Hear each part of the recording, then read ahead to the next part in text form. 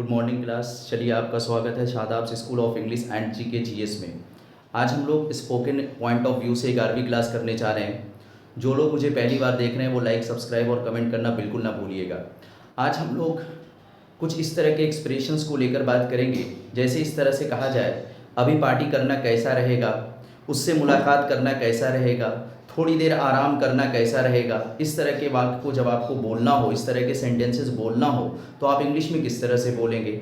या फिर आज हम लोग बात करेंगे इस तरह के भी एक्सप्रेशंस को लेकर कि मुझे बताएं मैं क्या करूं, मुझे बताएं मैं कैसे पढूं, मुझे बताएं मैं कहाँ जाऊं। इस तरह के भी एक्सप्रेशंस को आप किस तरह से बोलेंगे, इसके बारे में हम लोग बात करेंगे। और साथ ही साथ हम लोग इस तरह के एक्सप्रेशंस को भी देखेंगे जहाँ पर हम इस तरह से कहते हैं कि अब जो है ना, उसे मनाना बेकार है, अब उससे कोई बात कहना बेकार है। इस तरह के सेंटेंसेस को हम किस तरह से है ना बोलने की कोशिश करेंगे। ठीक है, इस चीज़ पर आज हम लोग क्या करेंगे, बात करेंगे आज की इस स्पोकन क्लास में। तो चलिए मैं पहले आपके सामने कुछ सेंटेंस लिख दे रहा हूँ। जैसे कहा जाए अभी पार्टी करना कैसा रहेगा, अभी है ना, जैसे कहा जाए अभी पार्टी करना, अभी पार्टी करना कैसा रहेगा। अगर हमें ये बोलना हो, ठीक है, अभी पार्टी करना कैसा रहेगा, या थोड़ी देर गपशप करना कैसा रहेगा, थोड़ी देर गपशप करना कैसा रहेगा। अगर हमें ये कहना हो, इसी तरह से अगर हमें कहना हो उससे मुलाकात करना कैसा रहेगा, उससे मुलाकात करना कैसा रहेगा। अगर आपको ये कहना हो, समझ रहे हैं, अगर इस तरह से वाक्य आपको कहना हो तो उसे इंग्लिश में किस तरह से बोलेंगे। या फिर जैसे कहें थोड़ी देर आराम करना कैसा रहेगा, थोड़ी देर आराम करना कैसा रहेगा, है ना। इस तरह के सेंटेंसेस को अगर हमें बोलना हो स्पीकिंग में तो किस तरह से बोलेंगे, आज हम लोग इस पर बात करेंगे। तो देखिए, जब इस तरह के सेंटेंस को आपको बोलना होता है तो उसके लिए हम क्या करते हैं, हाउ अबाउट या व्हाट अबाउट यूज करते हैं। क्या यूज करते हैं, हाउ अबाउट या व्हाट अबाउट। व्हाट अबाउट आप ये लिखेंगे और इसके बाद क्या करेंगे, वर्ब का आईएनजी वाला फॉर्म यूज कर लेंगे और आपको कुछ नहीं करना होता है। बड़ा आसान होता है इस तरह के सेंटेंस को बोलना। आप क्या करेंगे, हाउ अबाउट लिखेंगे या व्हाट अबाउट लिखेंगे, या हाउ अबाउट या व्हाट अबाउट बोलेंगे और फिर उसके बाद क्या करेंगे, वर्ब का आईएनजी वाला फॉर्म प्लेस कर देंगे तो सेंटेंस कंप्लीट हो जाएगा। एक तरीका तो इस तरह के सेंटेंस को इस तरह से बोला जाता है, एक तरीका तो ये होता है, और इसका दूसरा तरीका क्या होता है, आप क्या कर सकते हैं, सपोजिंग वर्ड यूज कर सकते हैं। क्या, सपोजिंग वर्ड यूज कर सकते हैं या फिर सपोज वर्ड यूज कर सकते हैं। या तो सपोजिंग वर्ड यूज करेंगे या तो सपोज यूज करेंगे। उसके बाद आप सब्जेक्ट लिखेंगे और वर्ब का फर्स्ट फॉर्म, इसके बाद क्या करेंगे, सब्जेक्ट लिखेंगे और वर्ब का फर्स्ट फॉर्म प्लेस कर देंगे। सेंटेंस आपका क्या हो जाएगा, कंप्लीट हो जाएगा।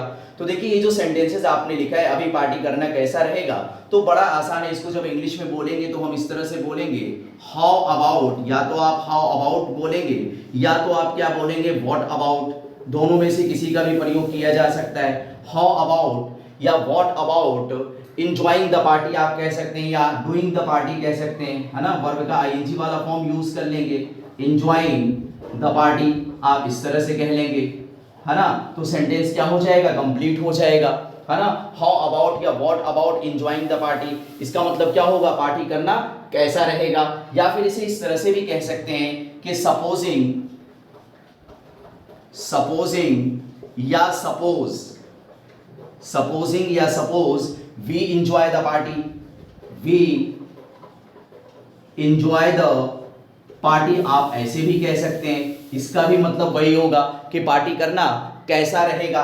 अगर हमें कहना हो थोड़ी देर गपशप करना कैसा रहेगा, तो जाहिर सी बात हम क्या कहेंगे, हाउ अबाउट या व्हाट अबाउट हैविंग, है ना, गॉसिप फॉर अ व्हाइल। थोड़ी देर गपशप करना कैसा रहेगा, उससे मुलाकात करना कैसा रहेगा, तो हम क्या कहेंगे, हाउ अबाउट या व्हाट अबाउट मीटिंग हिम, है ना, कैसे कहेंगे, हाउ अबाउट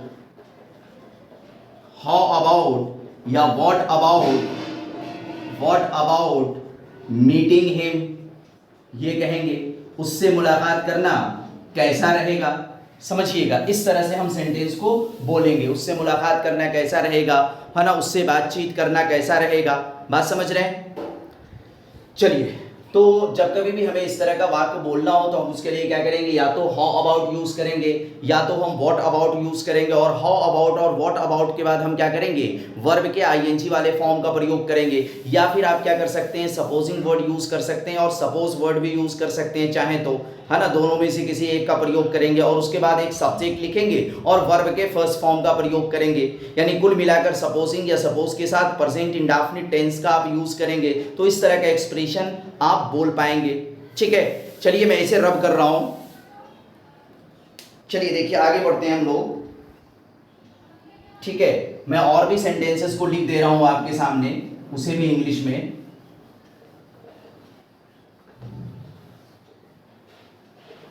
तो आपने क्या सुना, हाउ अबाउट या व्हाट अबाउट यूज करेंगे, उसके बाद वर्ब का आईएनजी वाला फॉर्म यूज करेंगे, या फिर सपोजिंग या सपोज वर्ड यूज करेंगे और उसके बाद एक सब्जेक्ट आप लिखेंगे और फिर वर्ब के फर्स्ट फॉर्म का प्रयोग करेंगे।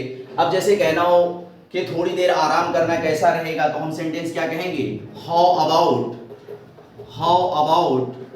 या व्हाट अबाउट, हाउ अबाउट या व्हाट अबाउट, है ना, वर्ब का आईएनजी वाला फॉर्म यूज करेंगे। Having rest for a while, इसका मतलब क्या होगा, थोड़ी देर आराम करना कैसा रहेगा। या फिर अगर सपोजिंग वर्ड से आप लिखना चाहें तो, या सपोज वर्ड से आप बोलना चाहें तो आप बोल सकते हैं सपोजिंग या सपोज, है ना, we have rest for a while, ये भी कह सकते हैं क्या, सपोजिंग या suppose, we have rest for a while. तो सेंटेंस आपका क्या हो जाएगा, कंप्लीट हो जाएगा। इसका मतलब क्या होगा, थोड़ी देर आराम करना कैसा रहेगा। तो आज हम लोगों ने ये एक्सप्रेशन तो जान लिया, है ना। अब इसके आगे की बात हम लोग जानेंगे। जैसा कि अभी मैं कह रहा था कि अब जो है मेहनत करना बेकार है, उसे मनाना क्या है, बेकार है, उससे कुछ कहना बेकार है। अब इस तरह के अगर एक्सप्रेशन को हमें बोलना हो तो किस तरह से बोलेंगे, चलिए उसके बारे में भी हम लोग बात करते हैं।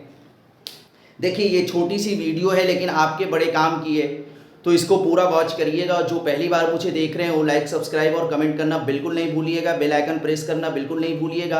आपको मेरे हर वीडियो की, हर क्लास की नोटिफिकेशन मिलती रहेगी। चलिए, चूंकि इस चैनल पे स्पोकन पॉइंट ऑफ व्यू से भी वीडियो और क्लास दी जाती है ना, कॉम्पिटिटिव एग्जाम के पॉइंट ऑफ व्यू से भी इंग्लिश की क्लास दी जाती है ना, जीएस भी क्लास दी जाती है, जीके जीएस की भी क्लास होती है, जो कि आपको बहुत सारे कॉम्पिटिटिव एग्जाम में काम आने वाला है ना। चलिए देखिए आगे बढ़ते हैं हम लोग। इस चैनल पे हिंदी भाषा भी पढ़ाया जाता है, तो आपको कुल मिलाकर बहुत सारी चीजें मिलने वाली है। तो जो पहली बार मुझे देख रहे हैं, लाइक, सब्सक्राइब करना, कमेंट करना बिल्कुल नहीं भूलिएगा। चलिए आगे बढ़ते हैं हम लोग। अभी जैसा कि मैंने कहा, अब कुछ कहना बेकार है। अब इस तरह के एक्सप्रेशन को जाने हम लोग।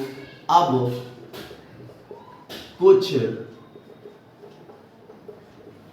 कहना बेकार है, अगर इस तरह से आपको बोलना हो, या फिर आपको बोलना हो अब मेहनत करना बेकार है, अब मेहनत करना बेकार है। ठीक है, इस तरह से आपको बोलना हो, या आपको बोलना हो उसे मनाना व्यर्थ है, उसे मनाना व्यर्थ है, बेकार है उसे मनाना। इस तरह के एक्सप्रेशन को हम किस तरह से बोलेंगे, तो चलिए इसका भी फॉर्मेशन देखते हैं। इसके लिए आप क्या करेंगे, इट इज का प्रयोग करेंगे। क्या करेंगे, इट इज का प्रयोग करेंगे। उसके बाद आप क्या लिखेंगे, नो यूज या नो गुड। क्या लिखेंगे या क्या बोलेंगे, नो यूज बोलेंगे या नो गुड। और फिर इसके बाद भी आप क्या करेंगे, वर्ब के आईएनजी वाले फॉर्म का प्रयोग करेंगे, है ना। यहां पर भी क्या करेंगे, वर्ब के आईएनजी वाले फॉर्म का प्रयोग करेंगे। सेंटेंस आपका क्या हो जाएगा, कंप्लीट हो जाएगा। जैसे कहना हो अब कुछ कहना बेकार है, तो हम क्या कहेंगे, it is it is no use या नो गुड, है ना, सेइंग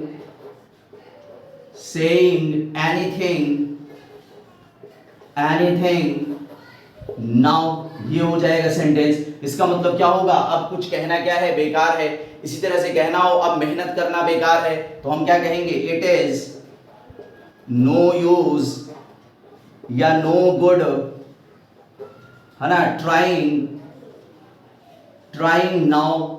इसका मतलब क्या हो जाएगा, अब मेहनत करना बेकार है। इसी तरह से कहना हो उसे मनाना बेकार है या व्यर्थ है, तो हम क्या बोलेंगे, इट इज नो यूज या नो गुड, है ना, परसुएडिंग हिम या हर, यानी अब उसे मनाना क्या है, बेकार है ना, ये हो जाएगा सेंटेंस।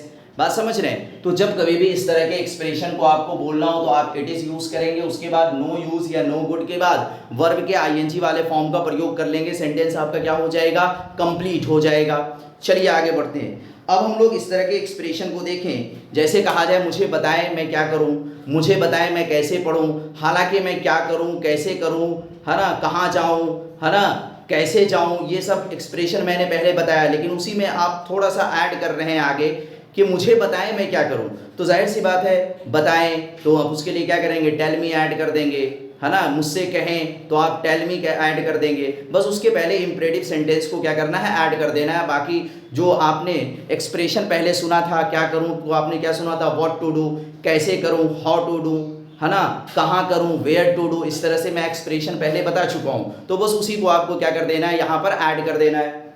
चलिए देखिए,